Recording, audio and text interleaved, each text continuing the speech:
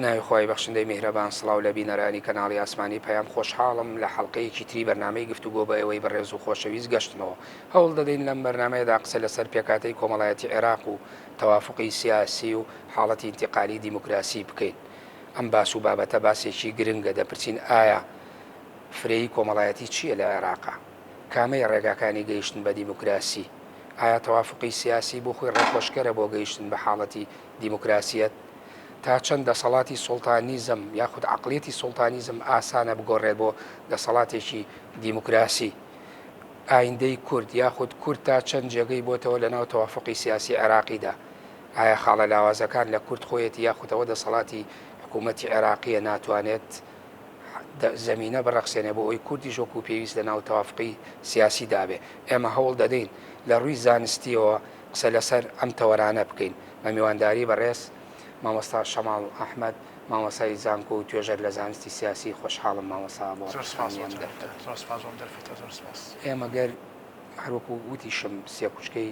فرەیی کۆمەڵایەتی تەوافقی سیاسی و هەروەها حاڵەتی گەیشتن بە عملی دیموکراسی قسە لەسەر ئەمانە بکەین یەک ئەگرێ بپرسین جارێ فرەیی کۆمەڵایەتی چییە لە عێراقایە؟ فرەیی هەر ئەو فرەیە کە پەیوەندی بەو جیاوازیە ئیتنی و نەتەوەی و مەزهەبیەیە کە لە عێراقا هەیە. زۆر سپاس بۆ بەڕێستان. کاتێک ئێمە باسی کۆمەلگاکەین بە شێوەی گشتی گومان لەوەیانە کە کۆمەلگا خۆی بۆ خۆی پێگاتۆ لە کۆمەڵێک ڕەگەز و توخمی تایبەت بە خۆی کە ئەو کۆمەلگایە لە سەر خۆی ڕاوەستێنێ. لە ناوەڕاستی سەدەی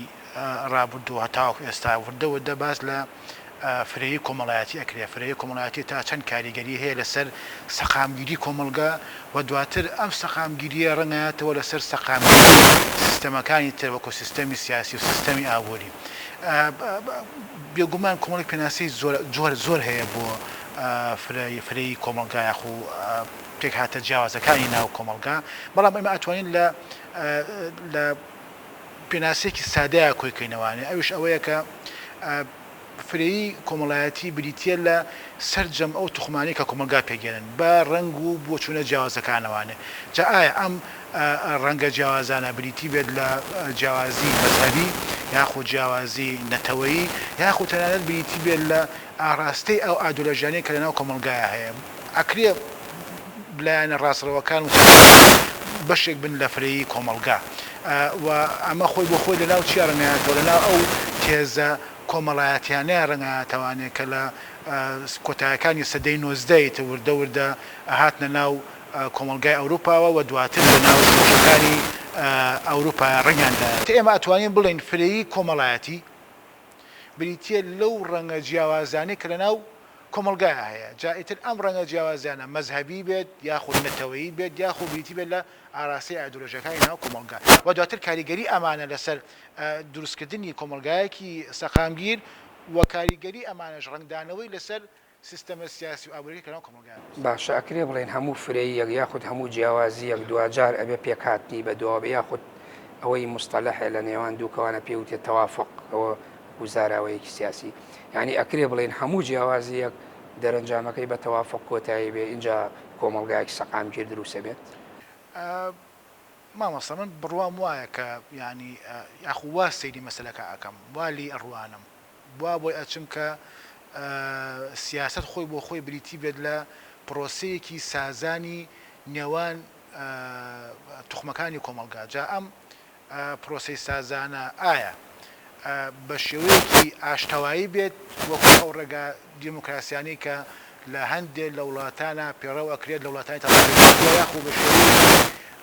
توندوتیژی بێت وەکو ئەو ڕێگانی کە لە وڵاتانە پێڕەوەکرێت کە دەسەڵات ئامادەی نییە کە ینی کورسی دەسەڵات بۆ ئەوانەی دوای خۆی چۆڵ بکات. مەبەستم لێرە ئەوەیە کە کۆمەلگا ناکرێت دای بڕنین لە پێکهاتەکانی. ئێمە کۆمەلگا بریتە لە ئەو فەزافراوانەی کە ینی کۆمەڵێک مایکرۆ کۆمەڵایەتی تێرتێنێت لە خۆیەگرێت. ئەمە ئەنی ئەتوانین گەڕینەوە بۆ پێشتر بۆ زۆر کۆن ینی دروستبوونی دەوڵەت خۆی بۆ خۆی بە کۆمەڵە قۆناغ هاتووە. ئەوانەی کە باسی ئەم بابەتە ئەکەن بۆ نمونە ئەرستۆ کاتێک کە باسی دروستبوونی دەوڵەتەکە سەرەتای دروستبوونی دەوڵەت لە خێزانەوە هێنێ ئەڵێ لە خێزانەوە هاتووە بۆ هۆز و بۆ تیرە و بۆ گوند و دوایەوە بۆ شار و دوایەوە بۆ دەوڵەت دروست بووە کەواتە خۆمە هەروی لەناو کۆمەلگایە خێزانی ژێکێکە لە ڕێگەزە سەرەکیەکانی کۆمەلگا وەکو چۆن حیزبی سیاسی ڕێگەزێکی کۆمەلگایە وەکو چۆن ئاراستەیەکی سیاسی توخمێکی ناو کۆمەلگایە وەکو چۆن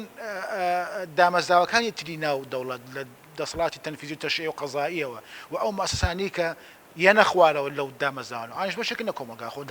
دابڕاونین لەو کۆمەلگای ئەگەر لەو کۆمەلگا دابڕنێن کەواتە تعبیرێکی ڕاستەقینەی کۆمەلگانی بە کوردەکەی وەڵامی پرسیارەکە ئەوەیە کە بەڵێ کۆمەلگا لە توخم پێگێت و ئەم توخمانەش پێویستیان بە سازان هێنە ناویەکە بۆی بگەن بە حاڵێک کەتیایە بتوانن پێکەوە بژین باش ئێمە تۆ باسی سیاستمان کردیانی ئەکرێ سازانی سیاسی لە دەرەنجامی بوونی جیاوازیەکانەوە یاە جیاوازیە فکریەکان بێت توخمە کۆمەڵایەتیەکان بێ مەزهبی بێ نەتەوەی بێ هەرچی بێت کەواتە دوجار ئەبێ سازانی سیاسی بێتەکایەوە وانە قوربان ئەبێ توخمەکانی کۆمەلگا بە یەکەوە گفتوگۆ بکەن ئەبێ فەزایەکی وا ئازاد هەبێ کە بتوانەمانە تعبیر لە خۆیان بکەن بۆچی چکە بەڕاستێکی ئێمە ناتوانین ئێمە توخمێکیان لەوانەیە کە کۆمەلگا پێگەن تەهمیشیکەین لە پێناو توخمێکی ترە ئەمە ئەبێتەوەی دروستبوونی دەسەڵاتێکی داپرۆسێنەر دەسەڵاتێک کە باوەڕی بە جیاوازەکان بەڵێ ئەکرێ بڵێن نەگەیشت بە سازانی سیاسی بۆ خۆی بەدیلەکەی دەسەڵاتێکی سوڵتانیزم و ستەمکارە قوربان توانەوەی بەشەکانی ترە لە ناو کۆمەلگایەکە ئەگەر بگەڕێنەوە بۆ کاتی حکوومەتی بەعز کاتێک کە هەوڵی ئەیە کۆمەلگای عێراقی دروست بکات تێزێکی تایبەتی خۆی هەبوو بۆ کۆمەڵگا پێی وابوو کە ئەبێت پێکهاتەکانی تری کۆمەڵایەتی لە عێراقا لەناو چوارچێوەی تێزەکانی حکوومەتی بەعسا بتوێنەوانێ گرفت نەبوو بەلایەوە تۆ کورد بیت تورکمان بیت یاخود حەج بابەتێکی تر بیت مهم ئەو بوو لای ئەو کە تۆ بەعسی بیت چونکە لای ئەو بەعسیەکی باش عەرەبێکی باش بووە لە عێراقا ئێستا لە عێراقی دوای سەدام حوسێن لە عێراقی دوای 2003 یەکێک لەو هەنگاوە باشانەی کە هێزە سیاسەکان نایان ئەوە بوو پێش 2003 کۆمەڵێک گفتوگانەکە بە یەکەوەیان لاەنە سیاسەکان لە ناخۆی عێراق یاخود لە دەرەوەی عێراق لە سەلاحەدین و لە لەندەن و لە ئەنقەرە و لە تاران و هەموو هێنە هێزە سیاسەکان ئەوانەیە کە نیاری حکوومەتی بەعزم بە یەکەوە دانیشت و گفتوگانەکەن ئەم گفتوگۆیە گەیاندنە خاڵێکی هاوبەش کە پێویستە بە یەکەوە بسازێن بە یەکەوە ڕێ بکەون لەسەر نەمەتی سیستەمی سیاسی دوای 2003 لە عێراقا هەر ئەمەش بووە سەرەتایەک بۆ ئەوەی کە فعلەن بگەن بەوەی کە عێراق لە دوای 2003 نابێت دەولەیەکی موحەد بێ ئەبێت دەولەیەکی فیدرالی بێ عێراق لە دوای 2003 نابێت وڵاتێک بێ کە مرکزی بێ ئەبێ حکوومەتەکەی لامەرکزی بێ محافزەکان دەسەڵاتیان هەبێ حکوومەتی خۆجییمان هەبێ عێراق لە دوای 2003 نابێ هەمان نەمەتی عێراقی پێش 2003 بێ ئەبێ هەموو پێکهاتەوە هەموو ڕەنگە جیاوازەکان دەسوڵەتایەتی ئەبێ هەموو پێکهاتە جیاوازەکان و هەموو ڕەنگە جیاوازەکان لە ناو دامەزراوەکانی دەوڵەتە بە سوڵتەی تەشریعی بێ یاخود تەنفیزی بێ یاخود قەزایی بێ هەمووی بە پێی نسبەی خۆی وجودی هەبێت لە کاتێکا کە پێشوو وا نەبوو کەواتە سازان ئەمانگەێنێ بە تەوافقی سیاسی باش ئەگەر من پرسیارێ بکەم طبعا پرسیارەکەم لەوانەیە ناواقعی نەبێ لە ئەزمونەوە قسە بکەم بۆ ئێمە بەڕێز باسی ساڵی 2003 کرد لەو کاتەوەی مەجلیسی حکومدانرا و لێەوە سەرچاوەیەک دروست بووە تەوافقی سیاسی لە نێوان کۆی پێکاتە سیاسی و هێزە جیاوازەکانی عێراقدا کە ئەمە دروست بوو بەڵام کە تۆ سەیری ئەو تەجربەیەکەوە 17 ساڵە یعنی هەست ناکەی ڕاستە لە ناو سیستەمی سیاسی ئەمە بۆ خۆی قسەی لەسەر کراوە وەزانستی سیاسەکەی بەڕێزی شت پشگیری ئەکات وەکو تیۆر و ئەوانە کە قسەی لەسەرکەی یعنی مۆدلێکی جوانی پێکەوە ژیانە بەڵام عێراق هێشتا عێراقە هەر سەقامگیری بەخۆیەوە نابینێ ئایا ئەکری ئێمە بڵین ئەمە بۆ خۆی حاڵەتێکی ئینتیقالی کۆمەڵایەتیە کە پێویستە کۆمەلگا ڕابێ لەگەڵەوە تەوافقە سیاسیە بۆ گەیشتن بە عملی دیموکراسی یاخود هەر تازە پێکاتی کەلتوری و واقعی نێوان هێزە سیاسەکانی عێراق بەم شێوە بێ عێراقێکی سەقامگیر بەخۆیەوە نابینێت تاوەکۆم لەحزەیەش ڕابێنمە دوو خاڵ باسم لێرە. خاڵ یەکەمیان ئەوەیە کە یعنی لە پێش ئەسلی پرۆسەی ڕزگارکردنی عێراق بریتی بوو لەو پرۆسەیە کە تایە پێی ئەوترا بڵێن ڕواندنی دیموکراسی لە ناوچەی ڕۆژهەڵاتی ناوەڕاستە. ئەم پرۆسەیە کە ئەمریکا لە نەوەتەکان گرتیە دەست و پێی وابوو کە تعمیمکردنی نموزەجی ئەمریکا بۆ سەر وڵاتانی تری ڕۆژهەڵاتی ناوەڕاست دەبێتە هۆی دروستکردنی سەقامگیری و ئەمەشان خۆی هەر لە یەکێک بوو لە تێزەکانی تێزەکانی هەندکتن کە باسی ئەوە کە ئەڵێ وڵاتانی دیموکراسی بێ کۆشەڕ ناکەن. یعنی تەوافقی سیاسیش خۆی بۆ خۆی وەکو پرۆسەیەک پێویستی بە کۆمەڵێک بنەما هەیە بێت یا موجود بێ ئەو کاتێ مەتوانین نایە بنین تەوافقی سیاسی. یەکێک لەوانە بریتە لە تەعایشی سلمی پێکەوە ژیانی ئاشتەوایی. پێم بڵێ لە دوای 2006 بەرەو تاکو ئێستا عێراق کامەتە تەعایشی سلمی بین پێکاتە سەرەکیەکانی عێراق بە سونە و بە شیعە و بە کورد و بە تورکمان و بە مەسیحی و بە یەزیدی و بە هەموو پێکاتە جیاوازین کە لە عێراق کەواتە مامۆستا شەماڵ لە سیستەمەوەدا نەبەزیوە بۆ ئاستەکەی خوارەوەی کۆمەڵگا. بۆچی؟ ئەمە پرسیارە. بۆچی ئێمە لە عێراقا ئەم سیستەمە دانەبەزی بۆ ناو کۆمەڵگا و کۆمەڵگاش تەقبولی ئەوەی نەکرد. کێشەکە دووشتە. یەک ئەوەیە کە ئەمریکا لە عێراقا گوزەرێ خەمولیوی یاخود ماکی ئەم پرۆسەیە لە ناو کۆمەڵگای عێراقییان نییە. ئەزانی ئێمە لە ڕووی پێکاتەکانەوە بە یەک و باوەڕ مشکلەمان هەبێ. یعنی ئێستاش لەوانەیە ژن و ژنخوازی لە نێوان پێکاتە جیاوازەکانی عێراقا هەیە. کوردە لەگەڵ عەرەبێکە خێزان پێکێنێت ژیانێکی پێکێنێت یا تیجارەت ئەکات تیجارەت هەیە لە مابینی پێکاتە سەرەکیەکانە. بۆ نمونە لە سلێمانیە ئەوانەی کە بەڕێزانی ئاوارە بوون هاتوونەتە شاری سلێمانی و یاخود لە هەولێری ناخۆ لە دووەکن هەبینی زۆر باش لە ژیانە ئەژین بۆ خۆیان لە کوردستانە و یعنی کەسبیشەکە ئاشتی کۆمەڵایەتی هەیە. کەواتە لە ڕووی ئێمە ئەمەی کە هەیە لە عێراقا بنەمایەکی کۆمەڵایەتی نییە. ئەسڵەن کۆمەڵگای ئێمە کۆمەڵگایکە بێکەوە ئاژی. بەڵام کێشەکە لەکوێیە؟ کێشەکە لە ناو نخبەی سیاسی عێراقیەیە. ئێمە نخبەی سیاسیمان بێکەوە ڕێناکەون. نخبەی سیاسیمان بێکەوە ناگونجێن. ئەو کێشەی کە ئێستا لە نێوان هەرێمی کوردستان و بەخایە هەیە. کێشەی موچە و بوجە و داهات و نازام کێشەی ئەوەی کە باسەکرێت کێشەی مادی سەڵ کێشەی کۆنکورد و عەرەب نییە. کێشەی من نییە لەگەڵ بەخایە. کێشەی نخبەی سیاسی ئەگەر کێشەی کوردێک بووە لەگەڵ بەخایە بەڕاستی پیاوێکی پیر نەئەچووە بەردەم سارەکەی کازیمی و هەوڵ باکە پامی خۆی پێ بگەینە بڵێ پاری گەرمی من لە دەستی ماسکا بڵێ یان لیست دروستکە و دەنگ بە لیستەکەی تۆیە دەنگ بە لیستەکەی تۆیەم. کەواتە ئێمە مشکلەمان لە قاعدەی کۆمەڵایەتەکان نییە بەڵکو مشکلەمان لە قاعدەی کۆمەڵەکەیە هەیە لە قیادەی کۆمەڵەکەیان لە قاعدە بنەماکە هیچ مشکلێکمان نییە. کاتە ماوەسە شەماڵ جەنابێت بڵێن ئەم وەکو حاڵەتێکی ئیجابی تۆ لە کتێبەکەشتا لە تعادودی کۆمەڵایەتی لە قۆناغی گەیشتن بە دیموکراسی ئینتیقالی باست لەوە کردووە هەموو ئەوانە ڕوون کردوێتەوە. یعنی وەکو حاڵەتێکی ئیجابی باسی کۆمەڵگای عێراقی پێکەوە ژیان و تەوافقی سیاسی و مەرحەلەی ئینتیقالی دیموکراسیش ئەەکەیت. کەواتە بۆچی نخبە سیاسیەکە نەیانتوانیوە لەناو ئەو نیزامەی کە تەوافقی سیاسی ئەی خوازێ نخبەیەکی پۆزیتیڤ و گونجاون پێکەوە تاوەکو ئەم عەقڵیەتە دانەبەزێن بۆ خوارەوەی کۆمەڵگای عێراقیش ئابە و شێوەیە مامەڵەت نەکرێت. خۆجاری وایە هێزێکی سیاسی لە عێراقا لە بەغدا کەی عاز هەیە بە خەڵکەکە یا بە جەماوەرەکەی خۆی بە خۆپشاندانی ملیۆنیەکە جاری واشەیە پێی ئەڵێ بابە بێدەنگ بە و ئەوە تەوافقێکی سیاسیە. کەواتە بۆچی ئەمە نەبوو بە عەقڵیەت لە ناو نخبە سیاسیەکەی عێراق؟ کێشەکە لە ئەوەیە کە نخبەی سیاسی عێراق ئایا نخبەیەکی مستەقلە نخبەیەکی سەر بەخۆیە؟ ئەمە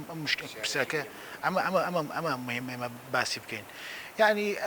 زۆر جار ئەگەیتە ئەو گومانێکی وا لا دروست ئەبێ کە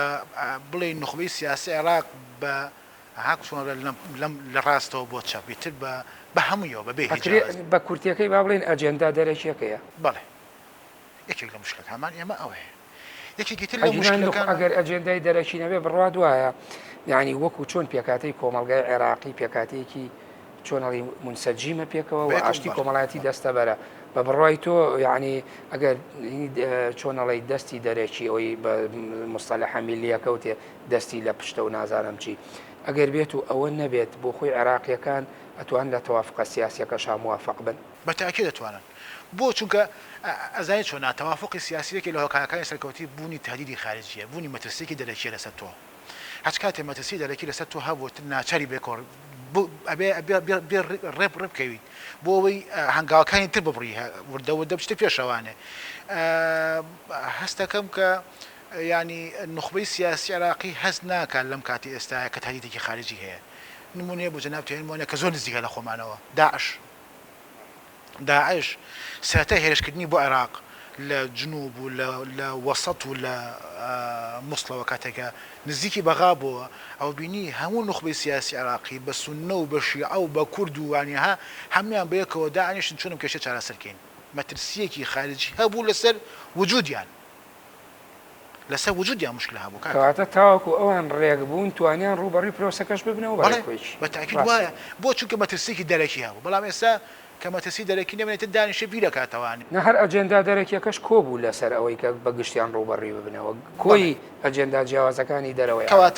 کەواتە کێشەکە لەلا چییە؟ کێشەکە لەلا نەبوونی تهدیدێکی خارجیە یاخود نەبوونی عاملێکی خارجی موحدە کە یەکیان بخا ئێمە نخبەی سیاسی مشکلەمان هەیە کاکە ئەم نخبە سیاسیە یعنی ئەگەر ئێمە لە ڕووی منهەجیەوە سەیری بابەتەکە بکەین لە تەوافقی سیاسیە ئەبێ موسسەیەک هەبێ کۆیان بکاتەوانێ موسسەیەک هەبێ ئەمانە هەمان کۆ بکاتەوە بەیەکەوە ئەگەر گرفتێکیان هەبێ لەسەر دەرکردنی یاسایەک لەسەر پاراستنی بەرژەوەندی پێکهاتەیەک چونکە نخبە سیاسیەکان مەفروض وایە تەمسیلی پێکهاتە کۆمەڵاتێکە بکەن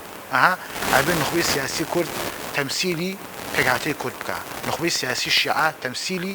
پێکهاتەی شیعە بکە من لە علاقە تەواو پێچەوانەیە نخبەی سیاسی کورد ئێستا لە ناو مەجلیسی نوابە تەمسیلی هەموو علاقەکە خەلەکە بینیت چۆنە نخبەی سیاسی شیعە مەفروض تەمسیلی هەموو علاقە بکە سنە تەمسیلی هەموو بەپێی دەستور ئەڵێن من بەڵام لە واقع مەفروض وایە نخبەی سیاسی کورد تەمسیلی کورد بکە دەی ئەمە ئەبێ موسسەیەکی تر هەبێ کۆیان بکات تۆ نییە لە علاقە ئەوەی کە هەیە و باس ئەکرێ مەجلیسی ئیتیحادی بوو تا ئێستا تەشکیل نەکراوە پێشتر مەجلیسێکمان هەبوو مەجلیسی سیاسی ئەمنی وەتەنی ئەوش تەشکیل نەکرا کەواتە کۆمەڵێک خەلەلمان هەیە بێکە کۆبەتەوانێ خەلەلمان هەیە لە ڕووی نخبەی سیاسیەوە کە بێکەوە ڕێناکەون خەلەلمان هەیە لە ڕووی مواسساتەوە لە عێراقا کە کامڵ نەبوو دروست نەکراوە و ناتوانێت تعبیر بکە ئەمانە هەمویان بێک و کاریگەریان لەسەر چی هەیە کاریگەریان لەسەر سەقامگیری سیستەمی سیاسی هەیە کێشەکە لێرە ئەوەیە کە ئەم ناسەقامگیری سیستەمی سیاسیەش دواتر کاریگەری کاتە سەر کۆمەڵگا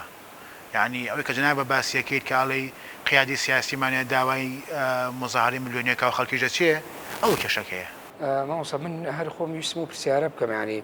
ئایا بۆ خۆی ئەو ناسەقامگیری سیاسیە کە لەناو نخبەی سیاسی عێراقایە کرێ بڵێن کوردیش بەشێکە لەو پێکاتی ناسەقامگیریە نخبەی سیاسی کوردی هەڵبەت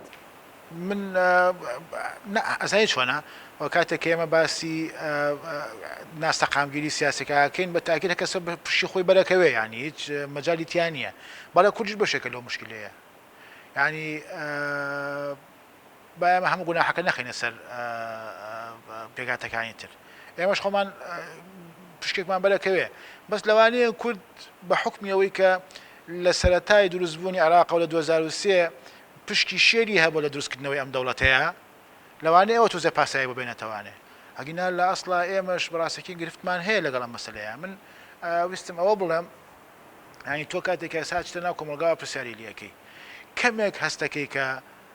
خەڵکی وڵاتی ئێمە سیاسی نەبێ هەست کەسێ بێ لەباری سیاست قساکە ڕێی خۆی هەیە و یعنی هەستەکەی کۆمەلگاش بە پێی ئەحزابە سیاسەکانی ناو کۆی پرۆسە سیاسەکە دابەش بووە ئەمە مەسەرنیە گرتو ئەمە کۆمەڵەوە ئەمە یەکێتیەوە ئەمە پارتیەوە بە کورتەکەی هەمووی بۆ بە قسەکەر و سیاسی هەمووی بۆ بە قسەکەر مشکلەکە لەوەیە کە ڕێئیشی هەیە و ئێ ڕێی خۆشی فەرسکە و ینی هەمووی محەلیلە باوەڕ ناکەم ئەمە تۆزێک باش بێ بۆ مجتەمەعی ئێمە خۆ چاکە گەر خەڵکی گەیشتێت ئەو ئاستی کە فعلا دیفاع لە مافەکانی ئەمە لەناو خوایە بەڵام مامۆستا شەماڵ ئێمە قسە لەسەرەوە بکەین ئێستا بۆ خۆی خۆش بەشێکە لە ناسەقامگیری سیاسی لە نێوان نخبەی سیاسە کە بۆ منە هەرێمی کوردستان ناتوانێت لەسەر کۆمەڵێک پرسی سیاسی و یاسایی و ئیداری و کارگێڕی زۆر جار پێکێنانی کابینەکانی حکوومەت لە عێراقا ئای ناتوانێت ڕێ بکەوێت لەسەری ئەمەش بۆ خۆی ناسەقامگیری سیاسی نییە. ئەگە بیرم بێ من تقریبا 2 ساڵ بۆ 3 ساڵ پێش ئێستا مەشروعێک هەبوو من و چەند برادەرێکی تر تەقدیرمان کرد لەسەر پێگەێنانی مەجلیسێک بۆ ئەوەی کە نخبەی سیاسی کورد کۆ بکاتەوانە هیچ نەبێ ئێمە ئەم مجەمان هەبێ پێش سەروبەندی ڕفرانتۆم بەڕاستەکەی باسی ئەو مەسلەیەمانە کرد بە ساڵ پێش ئەو مەسلەیە بڕوامان وا بوو کە هەنێک کێشە هەیە ناکرێت لە ناو مەجلیسی نوابە حل ناکرێت لە ناو پەرلەمانە حل ناکرێت هەنی کێشەی مەسەن سەرۆکایەتی هەرێم لە کاتی خۆیاکە دکتۆر یوسف برای بەڕێزمان دکتۆر یوسف کە سەرۆکی پەرلەمان بوو دی حل نەکرانی کێشەی سەرۆکی هەرێم حل نەکرا و ئەوی لە کەوتۆ کە 2 ساڵ پەرلەمان داخرا ئەمە پێویستی بەچی هەیە پێویستی بە تەوافقی سیاسی هەیە ناو نخبەی سیاسی هەرێمی کوردستانە ئابوایە و مؤسسەیەکمان هەبوایە کە تەعبیری لەم نخبە سیاسیە بکردایە بەڵام دروست نەکرا ئەمە خۆی بە خۆی کێشەیە بەڕاستەکەی گرفتێکی زۆر گەورەیە ئەنی نمونێ بۆ جناب تێمەوە لە ئێستاە کە زیندووە ئەنی پارتی دیموکراتی کوردستان بە پێی ئەم انتخاباتە ئەتوانین بە تەنیا حکومەت تەشکیلکە 57 کورسی هەیە 57 کورسی هەیە یعنی نیوە زیاتری کورسەکانی پەرلەمانی هەیە واضح وایە پێکاتە و پێکهاتەکانی لەگەڵ خۆ بەڵێ دەبا نموزەکە بۆمە کەساوە ئەسەرمێنێکە واقع یعنی وەرگرتنەوەی پارێزبەندی لە بەڕێز سۆران عومەر بچەند دەنگ وەرگیرایەوە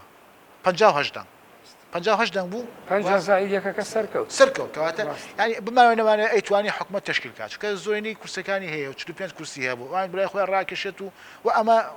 توانی حکومەت تەشکیل بکات بەڵام نەیکرد بۆچی نەیکرد چونکە یعنی هەندێک پرۆسەی سیاسی هەیە لە کوردستانە بە ئەغلبی ئەکسەریە ناچێت بڕێەوە ئەگەر وانە هەندێک لە وەزیرەکانی ئەم کابینەیە بۆ ئەڵێن بەپی قسەکانی سوسیال میدیا بۆ ئەڵێن ئێمە واز لە فۆسی وەزارەتەی نەگەر قسەکانمان لە سلێمانی و لە هەڵبجە جێبەجێ نەکرێت بڕارەکانمان جێبەجێ نەکرێت کەواتە ئەمە گرفتە سەرێکێک هەیە کاکە ئارامگەر ئەمە مشکلێکی ئێمەیە لە وڵاتی ئێمەیە پێویستمان بە سازانێکی سیاسی نێوان پێکهاتەکان هەیە بەڵام کێشەکەمان لە 2 خاڵایە یەک نخبەی سیاسیمان بێکۆڕە ناکەون دیارە کولتورە مێژوویەکەش کە هاتووە و ئەزمونە سیاسەکەش کە هێناویانە وان لێکردون کە بەیەکۆ نەگونجێن ئەمە یەک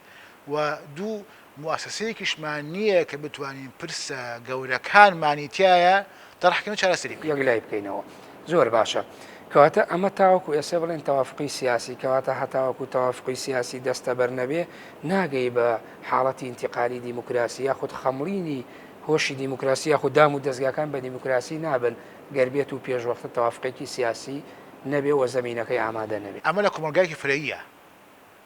لە کۆمەلگایەکە کە فعلا پێکهاتەکانی هەمە چەشنن و بەیەکەوە توانای پێکەوە ژیانیان نییە پێویستمان ئەمە هەیە بەڵام مەسەلە بەریتانیا پێویستمان بە تەوافقی سیاسی نییە کاکە لە بەریتانیا ئەغلبیە ئەکسەریە هەیە حیزبی عومال و حیزبی محافظین هەیە ئەم 4 ساڵ ئەو 4 ساڵ یا 8 ساڵ و ئەم وردەها ئابینی لەوێ مشکلی تەوافقی سیاسی لەمە لە کاتێکە کە ئەزمە هەبێ ئەزمەیەکی زۆر گەورە هەبێ ناچارن بە یەکەوە حکومەتەکە مستەغەر بکەن حکومەتەکە بچووکەکەنەوە بە یەکەوە تەوافقی سیاسیەکەن بەڵێ لای ئێمە وایە لا ئێمە پێویستمان یەکەم قۆناغ پێویستمان بە تەوافقی سیاسی هەیە و جێبەجێکردنی بنەماکانی تەوافقی سیاسی بۆی بگەین بە دیموکراسی تەوافقی و لەوێش کۆمەڵێک مەرج هەیە ئەبێ جێبەجێکەین اینجا ئەتوانین بڵێن فعلا ئێمە سیستەمەکەمان سیستەمێکی دیموکراسی ئەگەی ناوەی کە لە کوردستان و عێراق گوزەرێ کاکە دیموکراسی نییە ئەمانە تەنها بریتیە لە کۆمەڵێک ڕووکەشی دیموکراسی لە انتخاباتە انتخاباتەکە انتخاباتی کە بینین کە دەنگی تیاکرێتەوانە کە تەزویری تیاکرێکە یعنی ئەمە پێی ناواتێ دیموکراسی بەڕاستی دیموکراسیەک ئەگە توانێت دەربڕینی نەبێ و خەڵکی ئازاد دەبێت دەربڕینە دیموکراسی نییە ئەگە دیموکراسیەک خەڵکی تایە خۆشگوزەران نەبێت دیموکراسی نیە کاکە خەڵکی قیر ناخوا لەم کوردستانی خۆمانە قیرە خۆی نەمە دار و دیوارە خۆین من لە خەڵکی پرسە لە دەرەوە لە من مەپرسە لەوانەیە ئەم قسەی من تعبیری هەنێ خەڵکی تر بێت لە دەرەوە خەڵکی بینایی ناتیحات و سەحابی ناوێت لە کوردستانە پەنجاقاتی ناوێ خەڵکی نانیێ بیخوانان مۆزەفی ئێمە لە فەرمانبەرانی ئێمە لە 2014 تاکو 2020 6 ساڵە چەوسێتەوە کاکە لەگەڵ مۆزەفەکە خەڵکە تاسفەکەش دەچەوسێتەوانێ ئێتۆ وەرە 6 جا بچ لای نانەوەخانەیەک لە گەڕزمان بۆ نەوەی کە ئیشی نانەوەخانەکەن بچ بەلای 6 جا لە ڕۆژێکا بچ بەلای بە 1000 نان برە پاری مێرێ هەشتا بە دەرتە کاکەک ئەمانەش وان لاتوە یعنی ئەمە کێمە هەمی باسەکەین ینی بە لوغە عامەکەی زیاتەکە بۆی کە ڕوونی بکەینەوانێ ئێمە پێویستمان بە وەکو کۆمەلگایەکی فرێت تا لە کوردستانیش ئێساوامان لاتوە کاکە لە کوردستانیش بۆچی باسی زۆنی زەرد و زۆنی سەوزونی لەکرێ کەواتە ئێمە دوو پێگادی جیاوازە دوو عەقڵێتی با حکومەتێری میشە بێ بەڵام هەر دوو ئیدارەی هەیە با وەزیرەکانیشمان لە حکومەتێنی کوردستانە بەڵام خەڵکەکە ناگاتەوە قەناعەتی کە بڵێ دوو ئیدارەین کەواتە ئەکرێ ئەمە بڵێن عەمەلی دیموکراسیە ئەوەی کە تۆ ناوە لە کتێبەکە باسی ئینتیقالی دیموکراسی و باسی تەوافقی دیموکراسی ئەکەیت یعنی بۆ خۆی ئەمەی خاتە ژێر پرسیارەوە کە ئەمە لە خوارەوە لە ناو کۆمەلگا دەستەبەر نەکراوە دەسەڵاتی سیاسی نەیتوانی لە عێراق و لە باشوور لە کوردستانیش ئەمەی نەکرد ئەکرێ بڵێن بۆ خۆی تەوافقە سیاسیەکەت نەیتوانی وەکو پێویست بگاتە حاڵەتی ئینتیقالی دیموکراسی بەڵێ عزیزی من ئینتیقالی دیموکراسی مەرحەلەیەک قۆناغێکە ئەم قۆناغە ئەگەر مبەڕێراتی هەبێ و ئەگەر پاڵنەری هەبێت ئەشێ بچێ بەرەو دیموکراسی ئاساییە ئەگەر نەبێ جایتر ئەگەڕێنەوە بۆ دیکتاتۆریەت یان بۆ نظامێکی ڕایتەوە بۆ دیکتاتۆریەت سیاسی شەڵەوەشێت بەتاکی تەڵەوەشێتەوە چۆن کاتێشمان نەکرد بەڵام لەناو ئەفمکە لەناو ئینتیقالی دیموکراسیە مادە مجتەمع ئێمە مجتەمعێکی فرەیە پێویستمە تەوافقی سیاسی هەیە بۆی بگەین بە دیموکراسی تەوافقی و دواتر بەرەو دیموکراسیت بچین کەواتە تەوافقی سیاسیەمان گەێنێ بە دیموکراسیەتی تەوافقی دواتر دیموکراسیەت بە تەواویە خەمڵێت و زەمینەکەشی دروسە بێ بە تایبەتی لە عێراقا کە باسەکرێت ئەو عێراقی کە ئێستا هەموو ئەوە نموزەجەکەی ئەبینین بەو شێوەیە ئەو عێراقەشی کە لە ڕووی کۆمەڵایەتی و مشکلەمان نییە یعنی ئێستا چەندین تەلەبان هەبوو لە بەغا خوێنەوەتی خۆ تەلەبەش بوو ئەش خوێنێ ئێستاش کۆمەڵی خێزانی کوردی ڕەسەن هەیە لە بەغا مامۆستا شەماڵ ئەوە زۆر گرنگە بە بڕای من هەست حەقشە ینی پێویستە هەم کۆمەڵ ماسەکان و ئەوانەی لە بواری زانستی سیاسی شایشەکەن یعنی دیراسی زۆر ورد بکرێت کە کۆمەلگای عێراقی کۆمەلگایەکی منسەجیم و پێکەوە گونجاوە بەڵام بەداخەوە نخبەی سیاسیە یعنی خەریکە جاری وایە ئاشتێ کۆمەڵایەتەکە شتێکەکەن دوو ماڵدراوسی تێکیان ناو لە کاتی لە بەغا لە 2006 تاکو 2009 کاتێکە لەسەر شیعە و سونە ئاکوژرایەت و ئەبرایەت و اختتافەکرایەت و ماڵی وێرانەکە و دەرەکرایەت و لەسەروی کە مەسیحی یاخود یەزیدی داهاتن بۆ هەنی ئەمە تێکیان ناوە تێکی یاوە خۆ نخبەکە تێکیاوە ئێوە بە فیتی نخبەی سیاسی کرا بە کێ کردوتی ئەخۆ تو لەمان کردو کاک ڕاستە ئەمە مەسا ئەو تەوافقی سیاسیە کە باسەکەی سە بۆ ئێمە لە عێراق ئێستا لە حاڵەتێکین مستەفا کازمی دەسەڵاتدارە و سەرۆکی ئەنجومەنی وەزیران و سەرۆکی تەواوی هێزە چەکدارەکانی عێراقا ئەم پیاوە بیرو بۆچوون زۆرە و ئەوەی هەندێکی لە ئاسی تەحلیلاتە هێشتا ینی کۆمەڵی ئەزمموی ورد بەدەستەوە نیە هەندێشتی سەرەتاییە کە ئەڵێ دەسەڵات بەرەو سنترالیزمە بات وە دەسەڵات بەرەو ئەوە باکە جارێکی تر مۆدلێکی تری دەسەڵاتی سەدام حوسێن بەکاربێنێتەوە بەڵام وەکو ئینگلیزەڵێ ستێپ بای ستێپ قۆناغ بە قۆناغ هەنگاو بە هەنگاو ئایا ئەمە ئەو تەوافقە سیاسیە بۆ خۆی ئەوەشکە ئەگەر شتێک هەبێت لە عێراقا بۆ خۆی ئەوە هەڵەوەشێنێتەوەەوە زیاتر دۆخەکە ئالۆزەکە یاخود هەر عێراق پێویستی بەو مۆدیلە هەیە کە ئەبێ مستەفا کازمی بیکات و خۆی بڕاتە ناو تەواوی توێژ و پێکاتە عێراقیەکان و تەداخل بکات تاوان هێشتا زوێمە حکومە لەسەر کازمی بین چکە کازمی سێ مانگ 4 مانگە دەداتێتە سەر دەسەڵات و بۆ فترێکی انتقالیشە و مانگی 6 انتخاباتەکرێ ینی بە پێی قەرارەکەی سەرۆکی ئەنجومەنی وەزیران مانگی 6 انتخابات لە عێراقاکرێ بەڵام ئەزانی بابەتی مرکزیەتبوونی دەسەڵات و گەڕانەوەی دەسەڵاتی مرکز پەیوەندی بە کازمیەوە نییە پەیوەندی بە دەستوری عێراقەوە هەیە ئایا دەستوری عێراق پێشەوە ژوابێنەوانێ دەستوریش یعنی حەکەمە فەصل حەکەمە لە مابینی حکومەتی ناوەندی و حکومەتی اتحادی و حکومەتی هەرێمە دەستور هەردووکیان باسی دەستورەکەن هەمویان کەشەکانمان بە دەستور چارەسەرەکەین و ئەڵێن پابەند دەبین بە مادەکانی دەستورەوە کەواتە ئایا دەستوری عێراق دەستورێکی مرکزیە من هەست ناکەم دەستوری مرکزی بێ بۆ چونکە دابەشکردنی دەسەڵاتەکان لە نێوان دەسەڵاتی اتحادی و دەسەڵاتی هەرێمەکانە دەستوری عێراقی ڕێی پێیاوە و باسیشی کردووە و دەستوری عێراقی لەو دەستورانەیە کە دەسەڵاتی هەرێمی مطلق کردووە لە کاتێکا دەسەڵاتی ناوەندی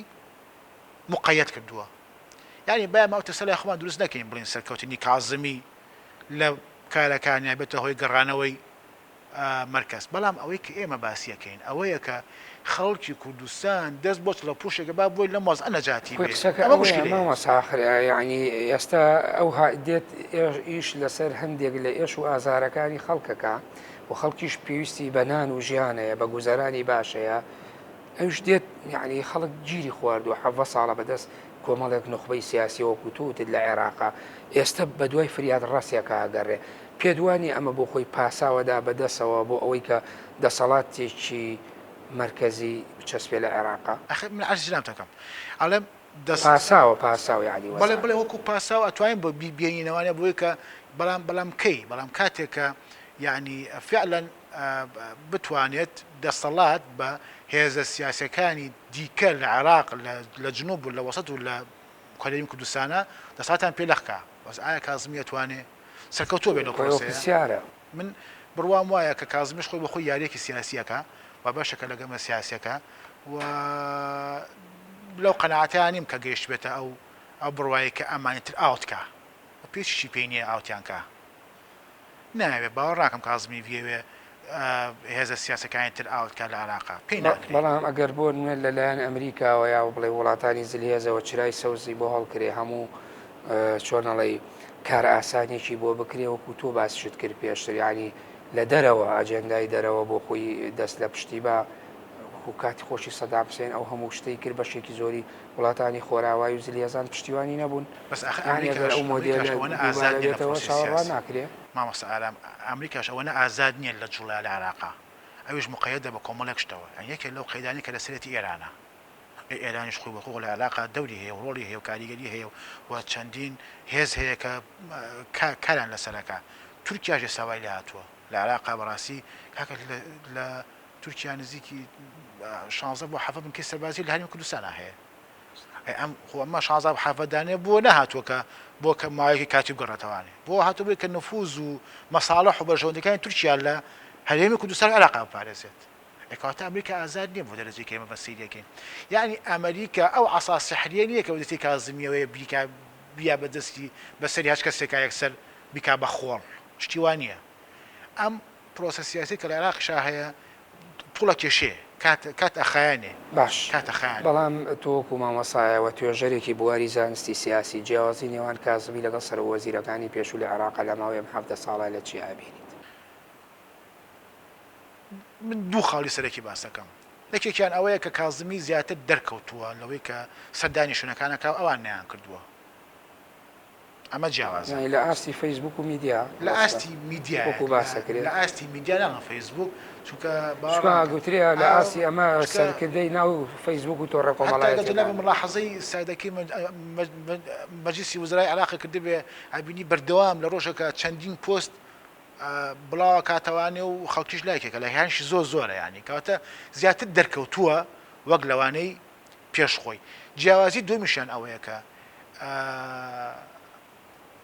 ئەمانەی پێشخۆی بەڕاستیەکەی بەرئەنجامی پرۆسەیەکی سیاسین کە خۆیان ڕۆڵیان نەبووتە هاتوو شتێکا کەوتونێ مەسەر مالکی و جعفەری و عەبادی ئەمانە یعنی بەسەر وەزعێکا کەوتن ئەمریکا بۆ دروستکردن ئەمریکا ئەویان بۆ دروستکردن ئەی حکومەت عێراقیان ڕوخان ئەمانیان هاتوو کردیان مەجلیسی حکومەت دوای مەجلیسی وزەرا و حکومەتیان تەشکیلکردن و کەواتە خۆیان ئەو دەستەیان نەبووە لە دروستکردنی وەزع سیاسەکە کازمی لەگەڵ ئەمانە ئەمەیە کە ئەتوانین بڵێن کە کازمی بەرئەنجامی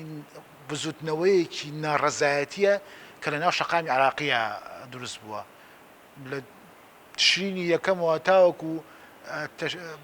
تەکلیفکردنی لەلایەن سەر و کۆمارەوە بەڕێز سەر و کۆمارەوە کاکە مزاحەلە بوو 3 دانیان گۆڕی جەلسە کازمی ڕێکوتن ئێکەواتە کازمی ئەگەر هیچی نەبێ نسبەیەک سۆزی شەقامی لەگەڵایە جیازێکی گەورەیە ئایندەی تەوافقی سیاسی لە عێراقا بەرەو کوێ باتەوەتت قبول ناکرێت من ئەڵێم کە لەمپەرەکانی بەدەم کازمی زۆر زۆرە نەکێت لەو شتانی ئەوەیە کە یعنی هێزە کۆنەکانن هێزە تەقلیدەکانن کە قبولی ناکەن کازمی بەو ئاراسێ بڕواکە تەوافقی سیاسی نەیەڵێ یان مرکزیە دروستکاتەوە لە عێراقا باوەڕ ناکەم کەی دەرەکەوێت سەرەداوەکانی دوای انتخابات یعنی ئەمە توانێت بەردەوام بێت تاوەکو حوزەیرانی 2021 بڕوان واتوانێت بەردەوام بێت بۆچی چکە بەدیلێک نییە بۆ کازمی لەم کاتی ئێستاە وە چەندین جارێکە جنا ملاحەزە دەبێت لە هەواڵەکانە باسی وایە کرێت کە یعنی ئەڵەن هیچی نەکردو تەنها بە شوەیەکی ئەلامیە بەڵام هیچی بەرامبەر ناکەن هیچی بەرامبەر ناکەن و بەدیل نییە بەڕاستێکی لەم مەرحلەیە بۆ کازمی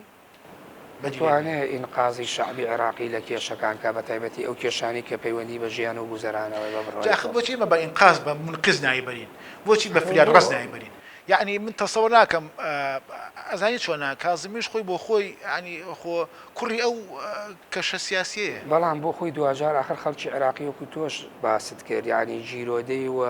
دەرگیری ئەو بارودۆخە سیاسیە بوون کە نخبە سیاسیەکە دروستیان کرد و حکوومەت و دەسەڵاتی سیاسی ڕۆڵی هەیە ئەگەر دەسەڵاتێکی گونجاو و باش و پۆزیتیڤ بێ بە بڕوای تۆ بۆ خۆی نابێتە فریاد ڕاست بۆ عێراقیەکان وەڵاهی من ئەوە نامیستەلانە لە مەسەلە ناڕوانم بەڵام هەست دەکەم کە ئەتوانێ هەنیاش بکە ینی مەسەلەن ئەتوانێت هیچ نەبێت ئەمەلێک بات بە شعبی عێراقی باشە کی ئەڵێ ینی کازمی خۆی بۆ خۆی ئینەک نییە یعنی وەکو چۆن ئەڵێت هۆکارێک نییە بۆی خەڵکی ئاشکاتەوە بە پرۆسی هەڵبژاردن لە عێراقا باش ئەمە گومانە